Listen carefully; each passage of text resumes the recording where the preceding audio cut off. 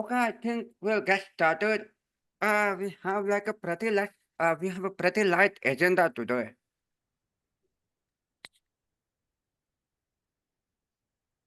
Uh, Hi Jay, hi Michael, hi Logan, and hi Jenna.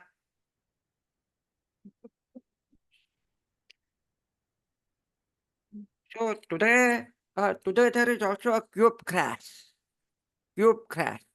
So Rob is speaking at cube crash. Catherine is organizing the cube crash, and Anastasia is not going to be here. I don't know about Milad and Travis. I don't know.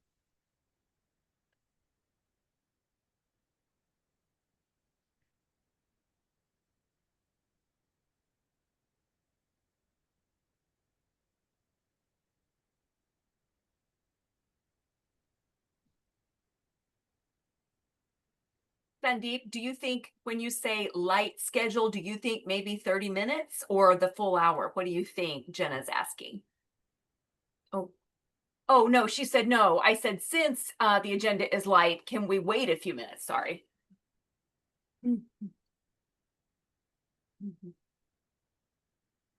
I was looking away and then I looked back and caught half.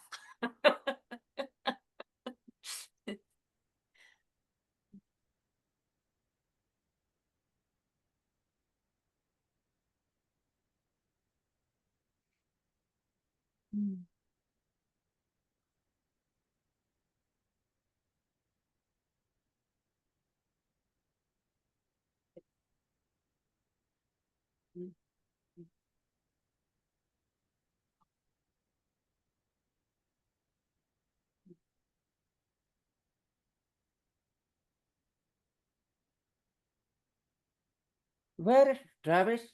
But I see his name, but I don't see Travis.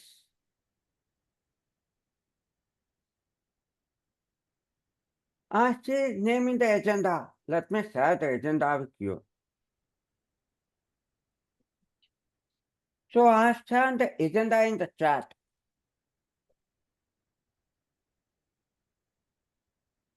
Yeah, so the first name is Travis, but Travis is not here.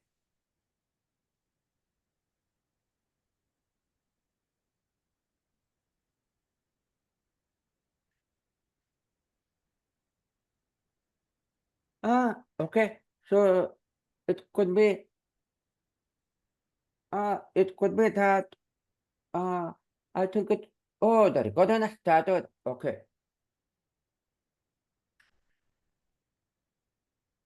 So Travis was telling me that he has some production issues at his work, like something crashed or something. So he was expecting to be pulled into it.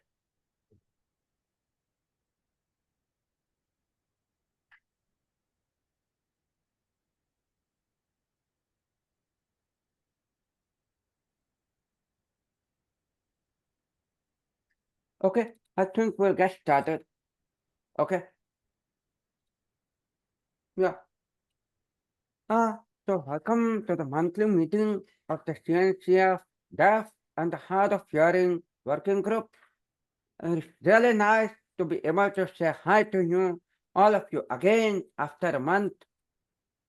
So before we begin, just a line about the code of conduct, which is just says that we be nice and respectful of each other and give feedback in a very meaningful way. Hi, Travis. Good to see you. Uh, so the first update that I have, the very first update I have is from Catherine, and the update is about all of you have joined the March Forward group, right? So I'll again paste the, okay, Travis, okay. So I'll again paste the agenda, and if you see in the agenda, it says to join the community group here. Okay, so if you have not yet joined the group, please do so. I am pasting the link in the chat. Okay, and also join the Merge Forward Slack channel. Okay, so one is about the Slack channel and one is about the community group page.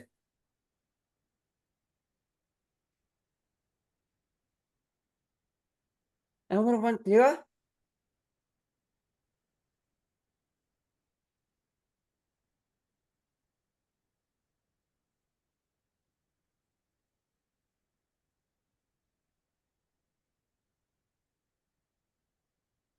Okay, everyone okay?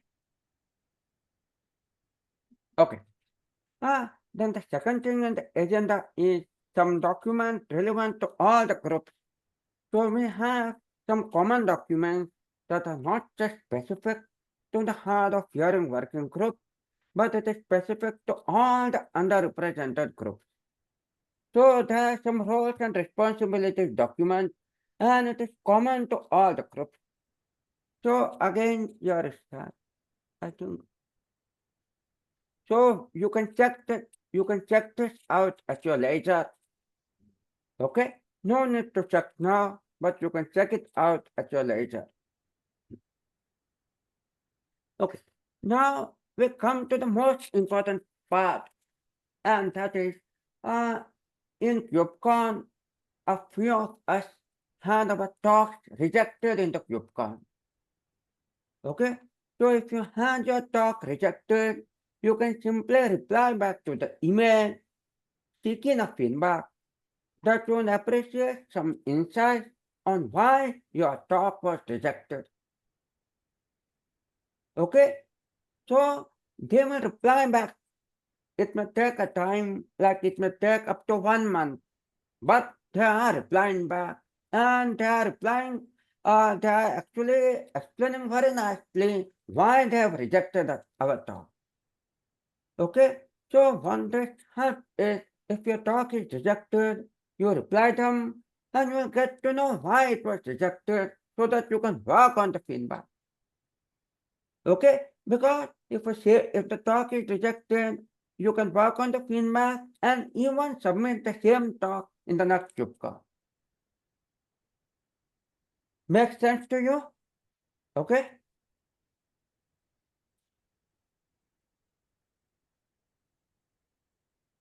Yes, Travis, tell me.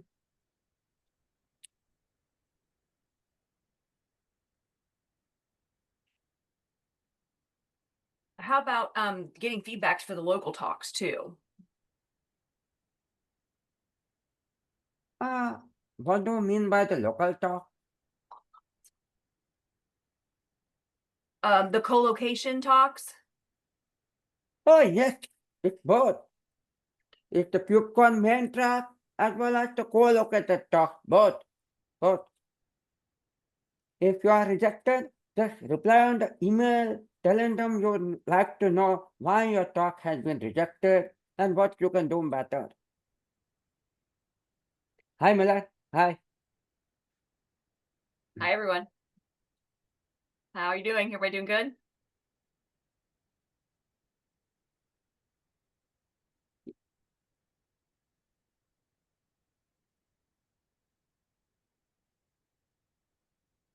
How many talks is the conference are going to be at the conference, and how many are accepted? How many are rejected? I mean, how many talks does the conference? How many CNCF conference talks does the conference accept? They have a limit, or how does that work with the talks being accepted or rejected? Yeah. So, in the last time, I mean in the KubeCon North America, we could apply as many talks as we wanted, but they would not accept, I think, more than 3 talks per person. Okay, like if you submitted 10 talks, then maximum only 3 talks will be accepted. Okay?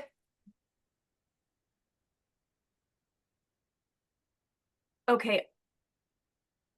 What I mean is in the whole conference. How many talks Oh. are there, or whatever? I mean, just how many talks are at the conference?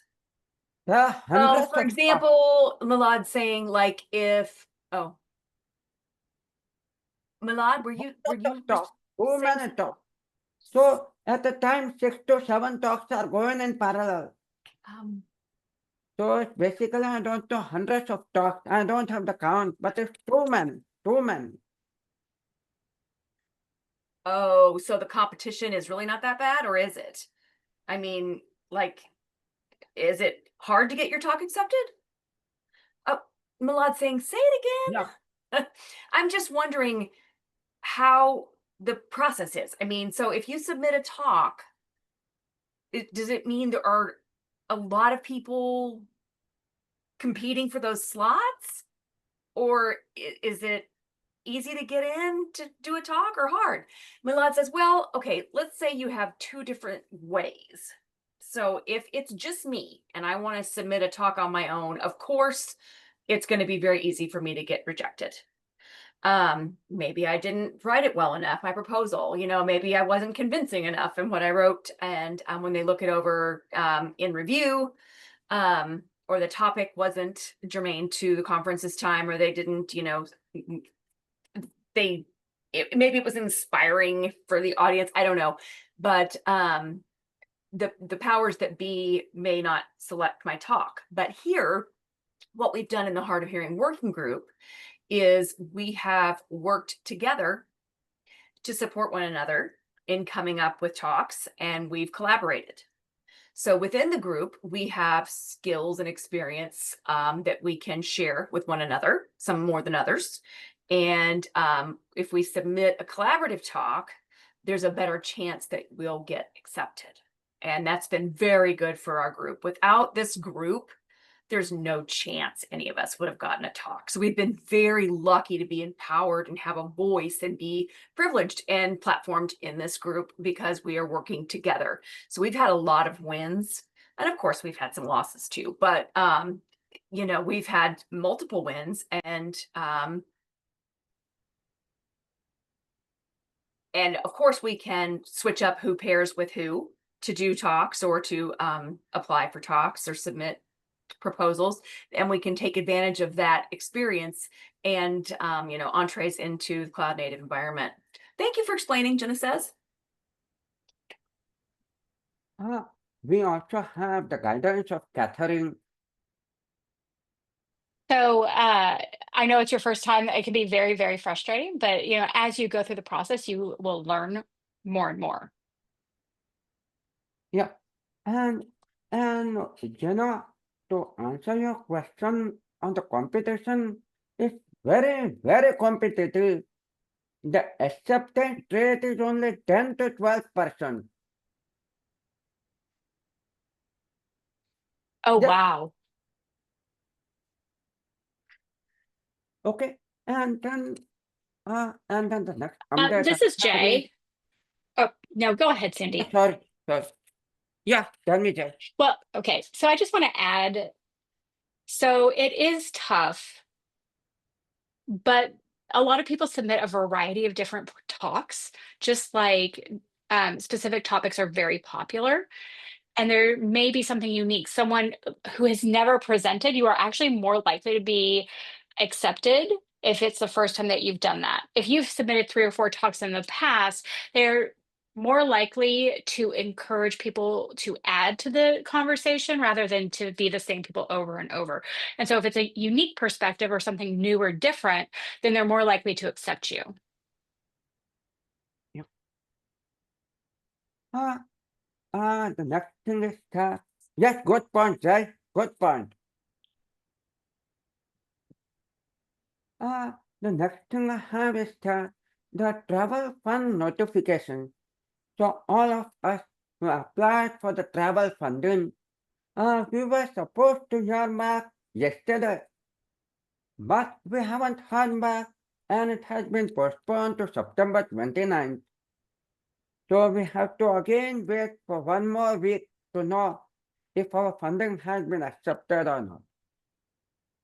Okay?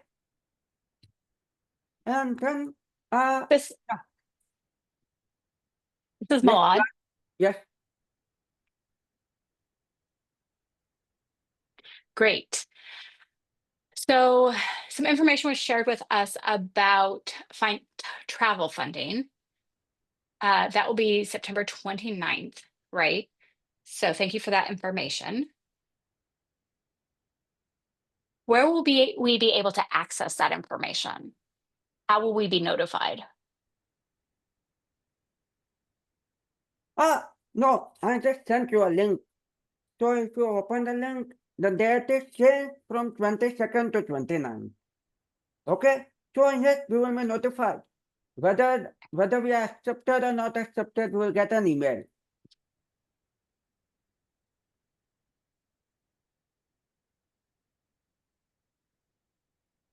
They'll email me because I haven't received any email as of yet. So the email is delayed. Is that what you're talking about? Correct, correct. The email is postponed to 29th. Okay, gotcha. Thank you. Travis, you had a question?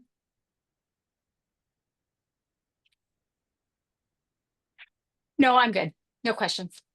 Okay, so the actual date was supposed to be yesterday, but it has been postponed to 29th. Okay? Yeah. Now the next thing is, so there is a Mars Forward Marketing Kit. So Catherine has created a sort of a marketing kit.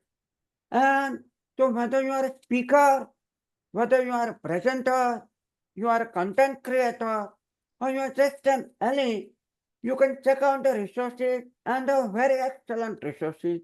All of us can use those resources to help in amplifying, in spreading the word, and in amplifying our advocacy efforts. So just check out the link. I have sent the link here.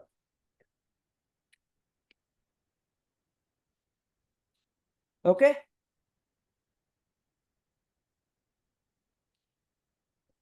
And then the last point of the agenda. So that is an update from Anastasia. And I'm giving the update on her behalf because she is not able to join today. So the first news is that we know Anastasia had her solo talk accepted for the ArgoCon, the solo talk, and she is withdrawing. She is withdrawing from both the talks because of visa issues. Her visa has been stuck since 1 year.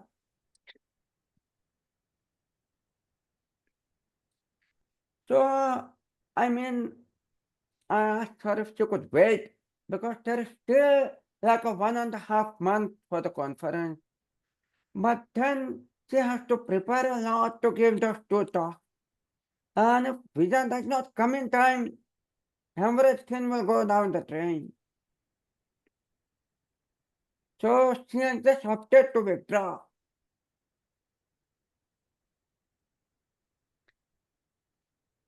So I'm too sad at this, just at a loss for words. I'm sorry, Sandeep. This is Malad. I'm confused. What happened? She is not getting the US visa. She does not have a US visa. She applied 1 year back. It is still stuck in the pipeline.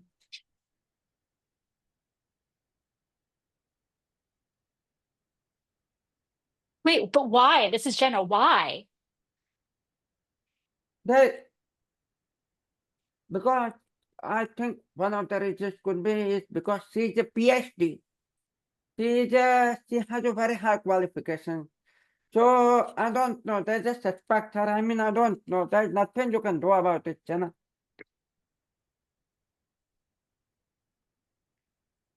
I'm sorry to hear that. I mean, I feel very helpless. I wish there was something I could do. But like, if a visa is rejected, there is nothing you can do. Even Andres had a visa rejected last time, right? Right, Andres? You just This is for Andres. Anastasia, the visa is not rejected. It is stuck.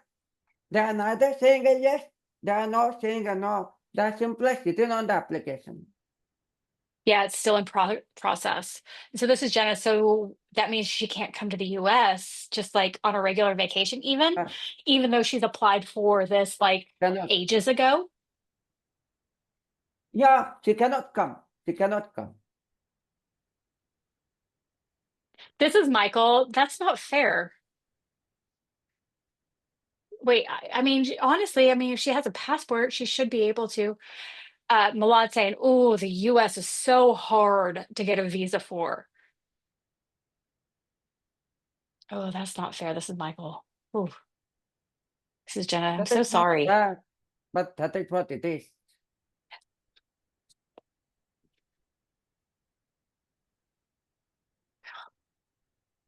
Okay, so now that she has withdrawn her application, she has put her focus on working on the PR. And the good news is that she submitted the first PR for Argo.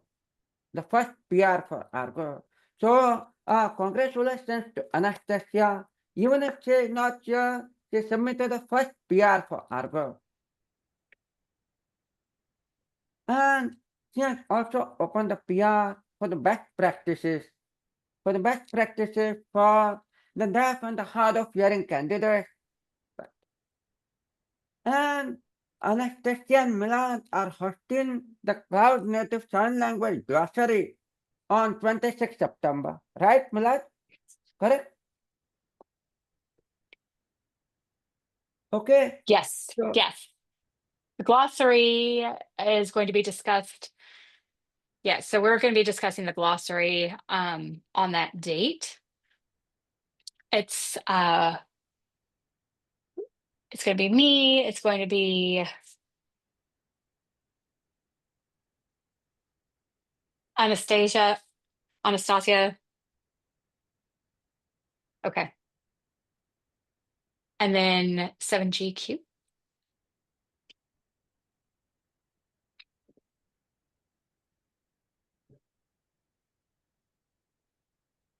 What's Catherine's sign name again? Okay. Okay. Yeah, that's Catherine.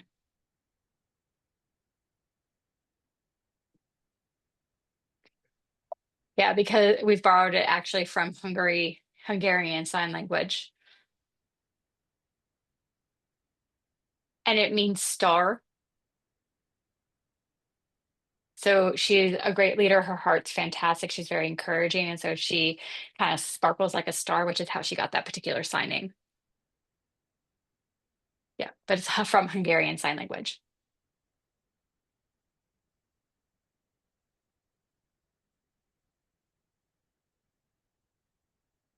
This is Travis. Just FYI, the glossary meetup, I realized that I might have to I might have to add some information in Slack. I might have to like leave a little bit early. But I'll let you know at like the 40-minute mark. There might be a cut right there and we can discuss that, but I will drop that in the Slack channel. This is Jay. Perfect.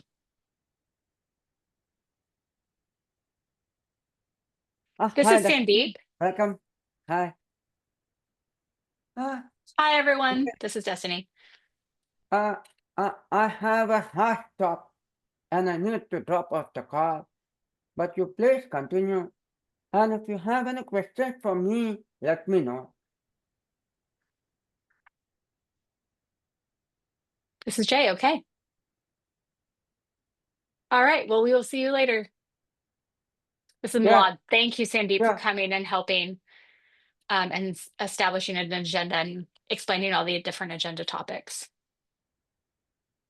Okay. So I think we will again meet in Slack.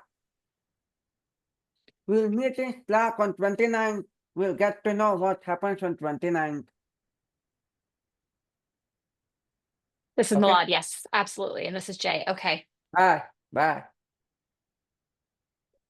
Thank you, Sandeep.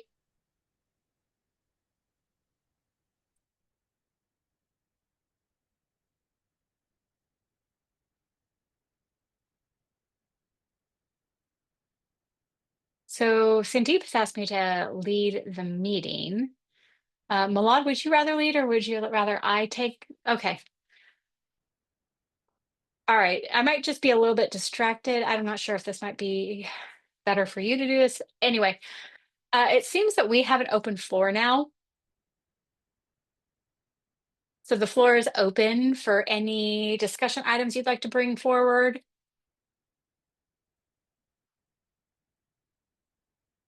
Jay?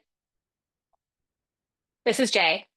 I am finally back in adding videos to the glossary. So I'm working on that and more signs being added to the glossary. I've been very, very busy. Plus, I've been sick for the last 2-3 weeks. I am finally recovered, but I was looking at the glossary and I have it is almost complete. So I noticed that Malad had signs for pod, and you had sent that via Slack. And we've taken a look at it. If there's something that you don't like, please give me feedback if there's any changes that we need to make to that. Jen is asking, so what does pod mean in this circumstance? This is Jay, just a CNCF term. Milan, maybe you can explain the concept of a pod better, or Travis. Yeah, I don't mind explaining what a pod is. It has a lot to do with some of the technological stuff. Okay, so for example, you do have a container, right? And this is our sign for container. You've got a container group, but in Kubernetes, a pod is like, you could have one or you could have multiple containers.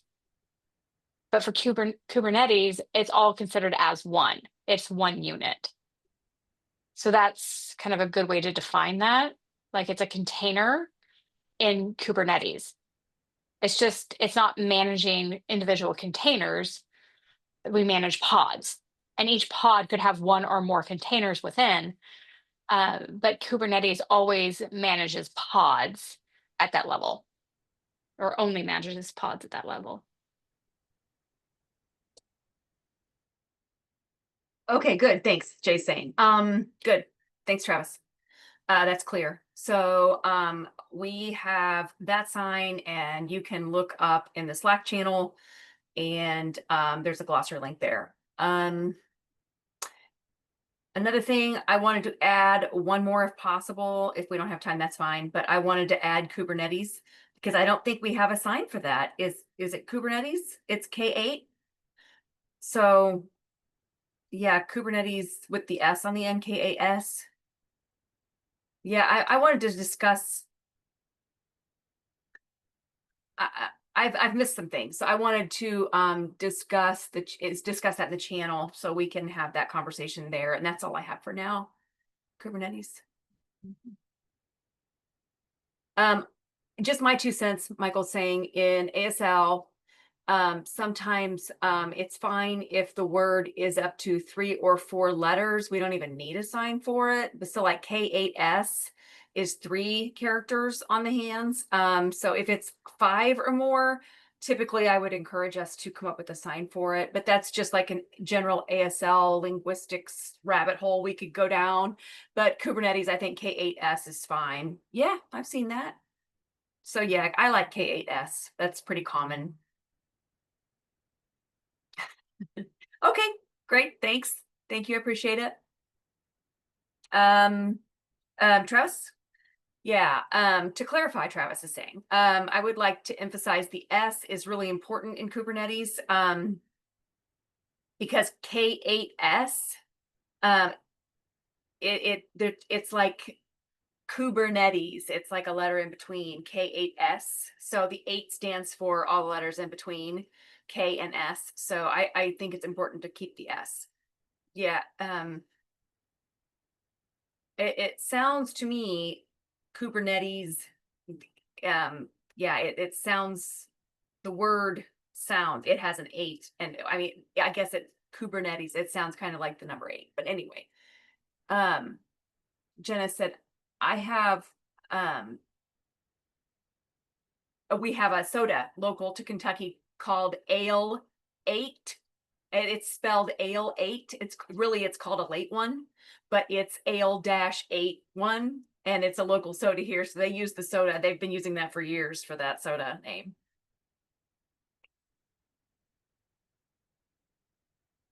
Okay. Thanks, Jay, for that update. Who else has something they want to bring up? Looks like Milad.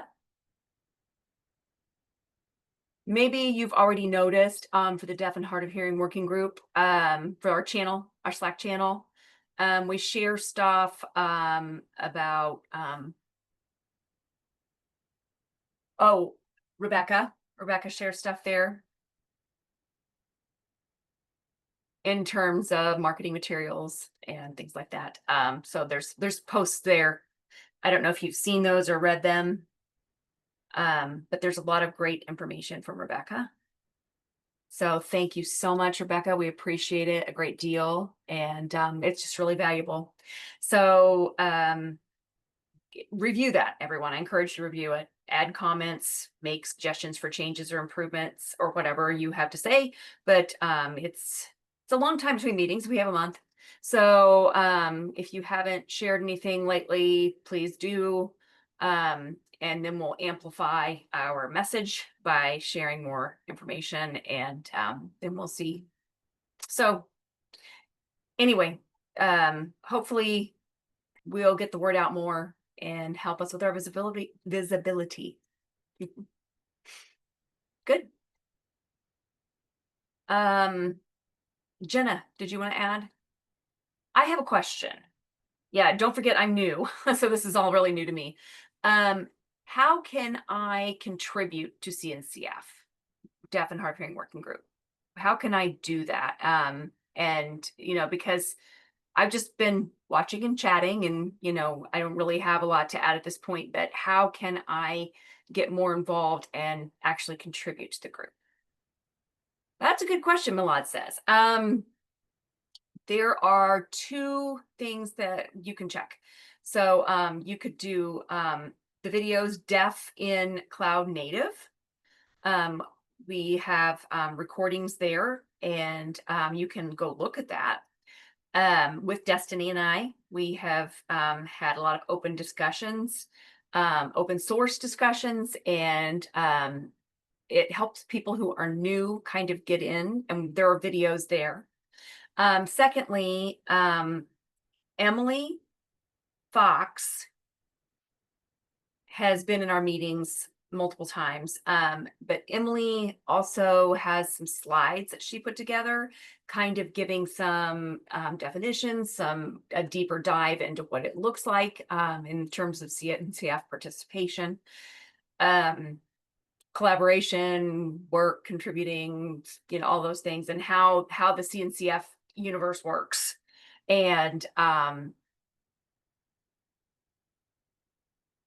it's got a lot of good explanation there. It really does a deep dive into that. So if you want that, I would be happy to share that with you in the channel as well, in the Slack channel, and then you can have a peek at that. Yeah. Anything else anybody wants to add? Anybody? Destiny? I don't mind helping too. So whatever questions you have, Jenna. Whatever I can do, I'll help you with giving you ideas for contributing. There's not just one way to contribute, there's a multitude of them. This is Travis. On that topic, I don't know if you remember, I'm not sure, Milad. You were talking before about working with Rebecca, leading to job interviews, or was it not that? I don't remember. It was because no, something different. We were talking about CNCF and how it happened before in London. Yeah, we made that sign up in London, CNCF. But anyway, it was funny because I was really shocked, because the point was Kubernetes. We were talking about that, the sign for Kubernetes, and then so with a K, we just kind of took 2Ks and put them together and made the symbol for CNCF. So because Kubernetes is obviously the foundation of the whole KubeCon multiverse thing. So yes. So anyway, what were we saying? Yeah. Jenna? Oh, I interrupted because I was asking about the sign for CNCF. But at any rate, we were asking about the different ways to contribute. You were asking about that for to the Deaf and Hard of Hearing Working Group. So I think the agenda also has best practices and approaches for interviews for deaf and hard of hearing people, for applicants. So I think there's a bunch of documents there, and I think Anastasia posted some stuff there as well about contributing. And so anyway, there's a bunch of posts there. I think too. It's a page under Deaf and Hard of Hearing Working Group. I think it's the CNCF overall website. It's there. It's down in a drop down there. Best approaches, best practices. What should organizations do?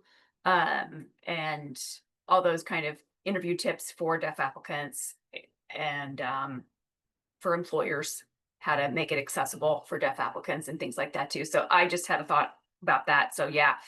Yeah, and Milad saying, in addition to that topic and contributing, I was thinking too, the Deaf and Hard of Hearing Working Group, the goal has always been accessibility and how to add more people and visibility. So I think one thing we haven't really done much of is the interview process. And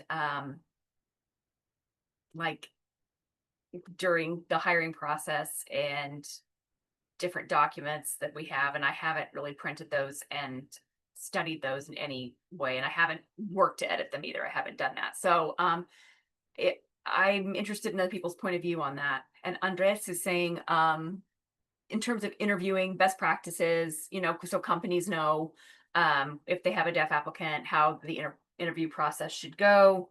And so it's that kind of thing. So Anastasia and Catherine, I think, drafted that.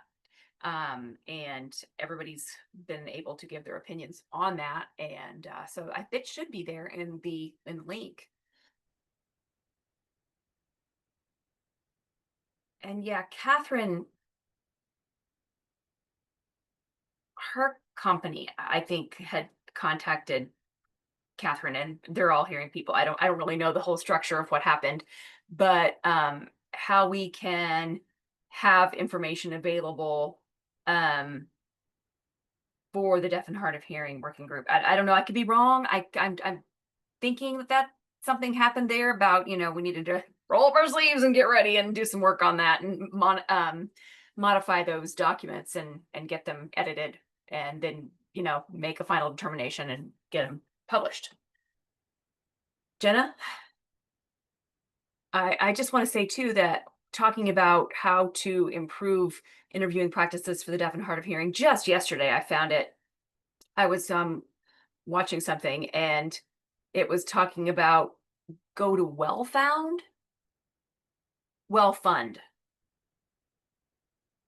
It's like LinkedIn, but more technical. I don't know if you're all familiar with that, but I went in and set up a profile, and and I'm just interested in applying for jobs over there. And so I think you have to have up to 15 minutes to practice with AI for an interview. And I'm like, really? So they literally, there's no, it's AI. It's no face-to-face thing, but you literally go on camera, and I don't know how it works, but I was trying to figure it out, and it wasn't really very deaf friendly. So I would like to have the opportunity to use that system, but it was a lot of technical work there. I don't know if it's more than LinkedIn, but it was more focused, more friendly to tech companies and tech work. And so I don't know about AI interviews for deaf people, but that's definitely something to check out. I agree. Andres is saying, yes, I have had experience with that. Companies have sent me stuff to do a video interview. It's really challenging that way. And I didn't succeed in that endeavor at all because of the way the interview process was with the video. So speaking to AI, it just I don't know. I definitely just share that thought. It's not deaf friendly.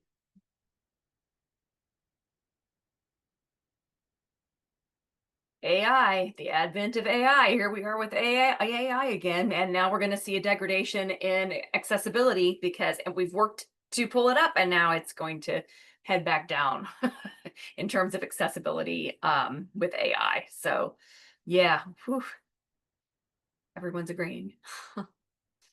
Yeah, the answers are not they're not clear, and it's not a great system for deaf and hard of hearing people, and I did not do well in that AI interview environment. We should use accessibility and possibly other AI to help. What is that? It's the Hand speak. sign speak. Oh yes, thank you. um they have AI with ASL, and they have an avatar, and it will voice for you and everything. So if we're going to use AI, we should use it that way to help us. But you'd use that to kind of work against AI.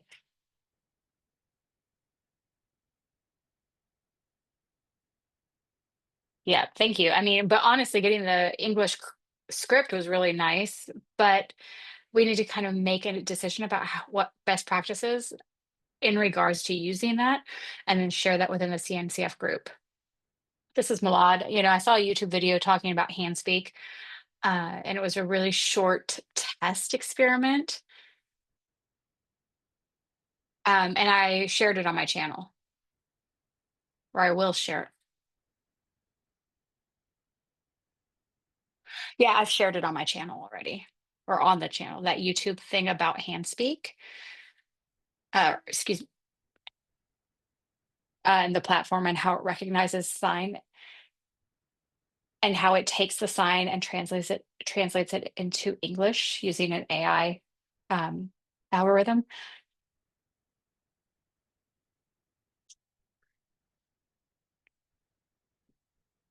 Sign speak. Excuse me. The interpreter's been saying hand speak, sign speak.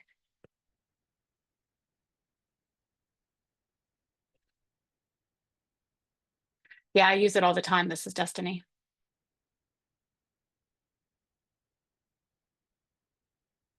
Yeah, it's in the chat. This is Travis. Okay, thank you. Does anybody have any questions or anything else they'd like to discuss about a different topic? This is Malad. So far, it seems, for November 10th, the conference is going to be happening, which is approximately a month and 20-ish days-ish, right?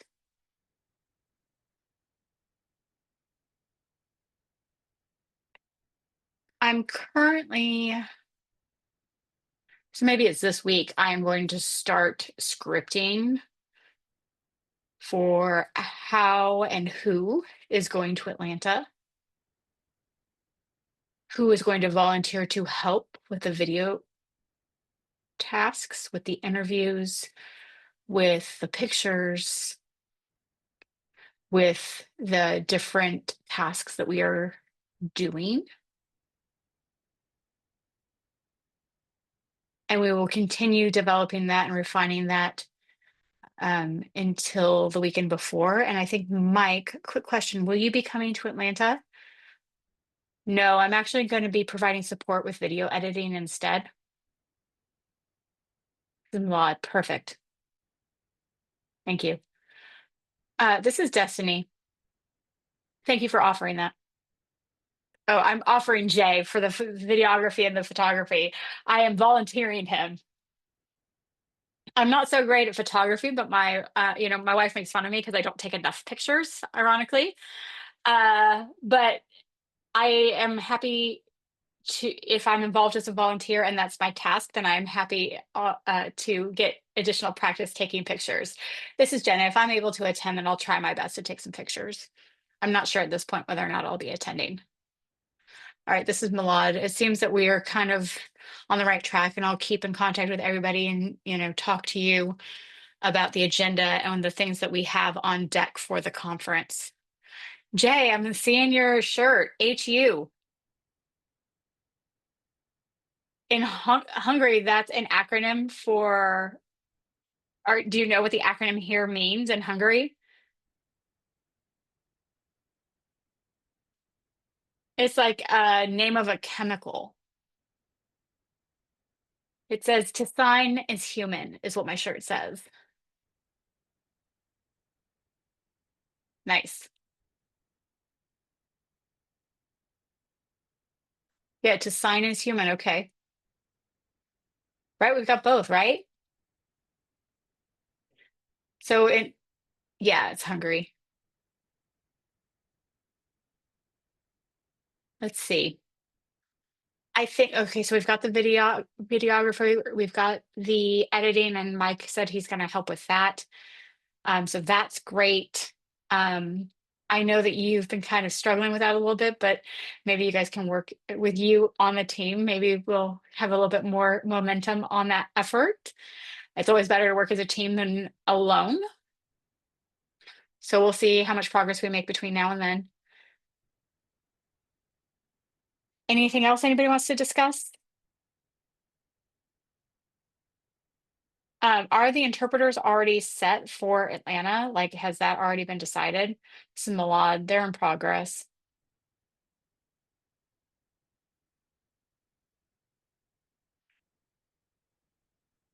No, my bad, go. All right, this is Travis. Um,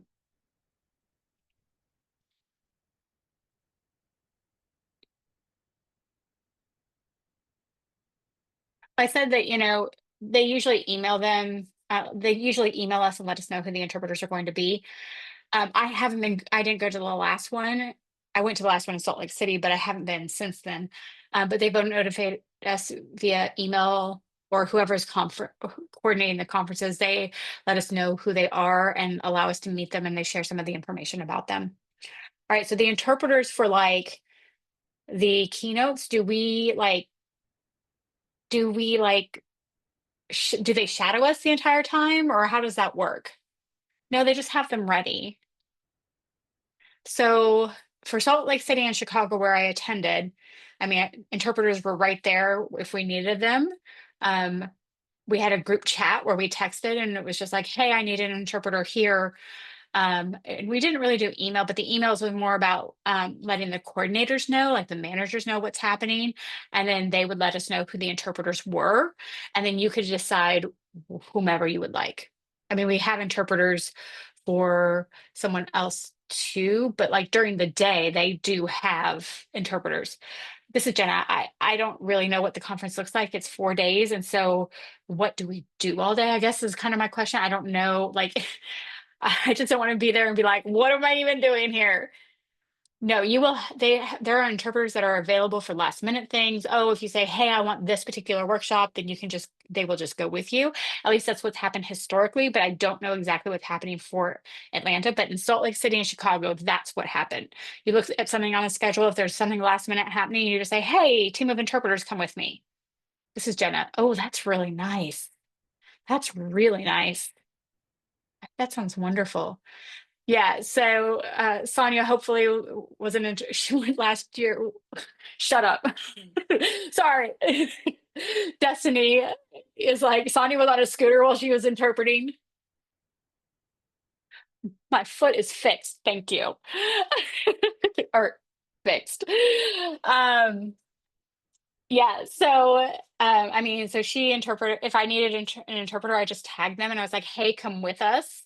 And that's what we did. Oh, that's really nice. This is Jenna. That's really nice. This is Jay. Kind of like last year, again, last year in Salt Lake, we had already figured out and worked out some of the details. like the last 12 days, we set up a WhatsApp group. And this year we'll do the same. It'll be like a way for us to chat through WhatsApp. So if there's anything where you need to contact the interpreters, you can just send a text message and then they're ready. This is Jenna. That's really nice. So do we stay together or do we all do our own thing? Yeah, you do whatever you want. Yeah, whatever you want to do is up to you. Yeah, so sometimes we go together to certain things and sometimes don't. Oftentimes we'll go to different various interests and different various presentations. So if you like it, you go and you take a team of interpreters with you.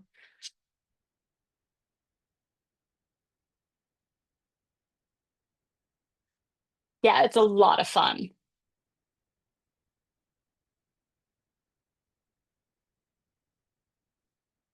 Jay, thank you for bringing that up. So we do have that WhatsApp. I mean, that was good, but my experience in Salt Lake City, unfortunately, we didn't have WhatsApp. We actually had to contact Amelia. And then she would route the interpreters. And so Amelia served as the middleman and kind of the conduit of information.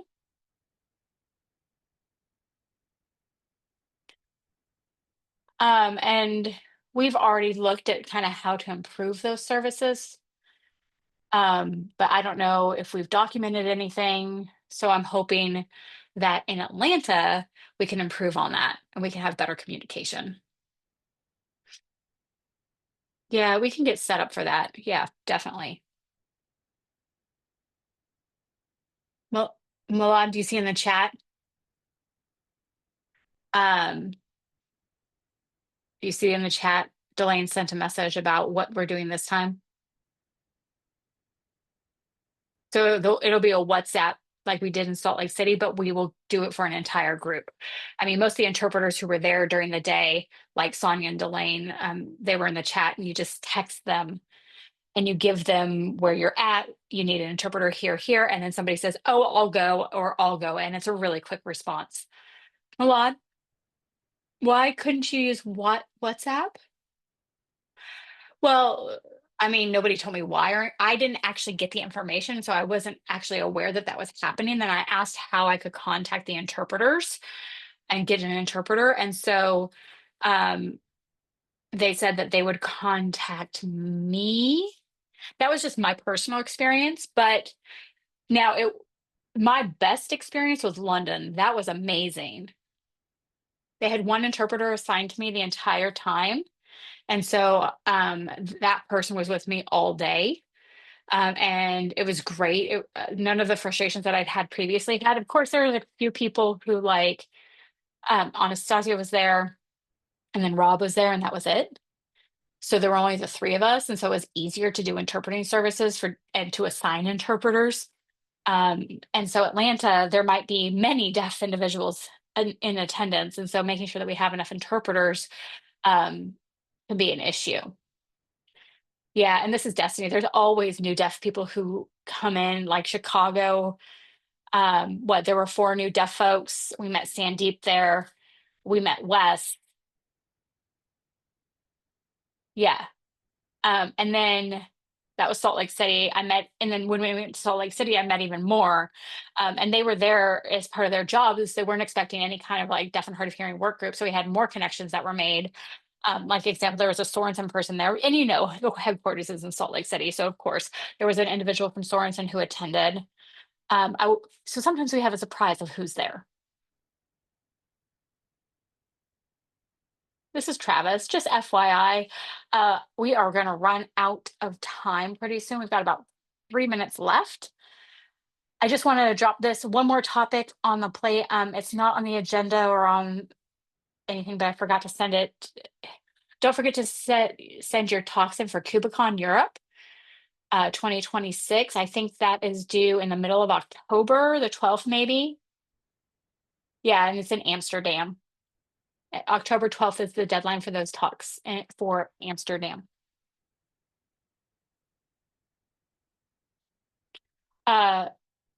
So who's buying my plane ticket to get to Amsterdam? I'm in. It'll be the CNCF group. Okay, well, if it's CNCF, I'm in. Yeah. If you have a talk selected, and they will sponsor your flight. Um, so like with hotel and flight and everything else, oftentimes we get a lot of support for the actual working group and the things we're doing. The more visibility that we have, the better. We want people to see the work that we're doing and find it helpful. And so the talks, the co-presented talks, co um, those can help increase our visibility as well. Uh, so they've got discussion panels, and sometimes it's about the deaf experience. There's a lot of different topics. Like, for example, in Atlanta, um, I'm going to be doing a discussion panel where the topic was something about accessibility. Travis, are you in there too? Yeah, it's something about accessibility and inclusivity. I forgot what the title of the talk is, um, but I could share that with you.